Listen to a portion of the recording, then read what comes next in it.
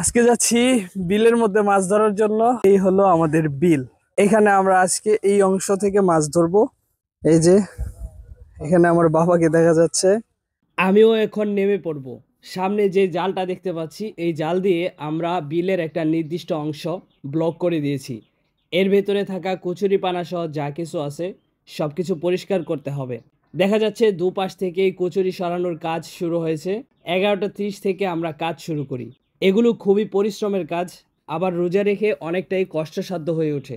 দেখুন, এই মুহূর্তে আমি কিছুটা হাঁপিয়ে গিয়েছিলাম, কিন্তু হাল ছেড়ে দিলে চলবে না। শুরু যখন করেছি শেষ করেই ছাড়বো ইনশাল্লাহ। এই মুহূর্তে আমি রেস্ট নিচ্ছি, আর পাশাপাশি আমাদের বিল পাড়ের অসাধারণ একটা ভিউ দেখে নিচ্ছি। আপনারা নিশ্চয়ই দেখতে পাচ্ছেন।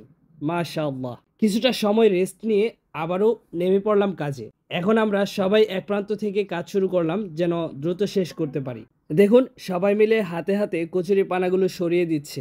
এখানে আমার আব্বু জাল চেক করে নিচ্ছে মাটি পর্যন্ত ঠিকঠাকভাবে জালটা আছে কিনা।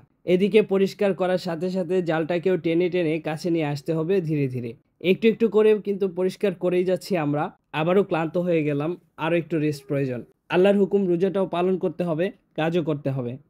জাল কিন্তু অনেকটাই কাছে চলে আসছে। আবারও নেমে পড়লাম।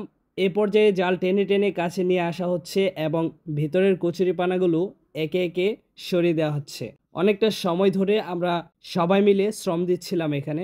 এ পর্যায়ে মোবারক, ইয়াসিন, নায়েব ওরা মিলে জালটাকে টানছে, আর আমি জালটাকে নিচ দিয়ে মাটির সাথে চেপে ধরছিলাম, যেন মাটি থেকে জালটা উঁচু না হয়ে যায়, তাহলে মাছ চলে যাওয়ার সম্ভাবনা থাকে জালের নিচ দিয়ে। এই কাজটা মোটামুটি ভালোই কষ্টের কাজ।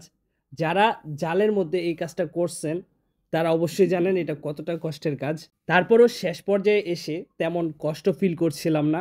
শেষ পর্যন্ত দীর্ঘ 5 ঘন্টা পরিশ্রম করার পর আমরা জালটাকে তুলতে সক্ষম হয়েছি। জালটাকে আমরা মাছ ধরার সুবিধার্থে 3 ভাগে বিভক্ত করে নিয়েছিলাম। এটা হলো প্রথম ভাগ। এইভাবে আমরা জালটাকে আরও 2টি ভাগ করব এবং প্রত্যেকটা ভাগ থেকে এভাবেই মাছগুলো আমরা ধরবো।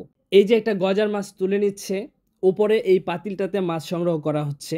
এই মুহূর্তে দেখুন, শাওন আরও একটি শোল মাছ ধরলো।